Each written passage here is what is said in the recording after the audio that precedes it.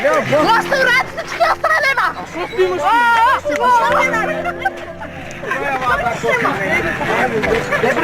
Дај, снимај! Можам да кажам дека најчесто го гледам низ мојата работа вербалното насилство.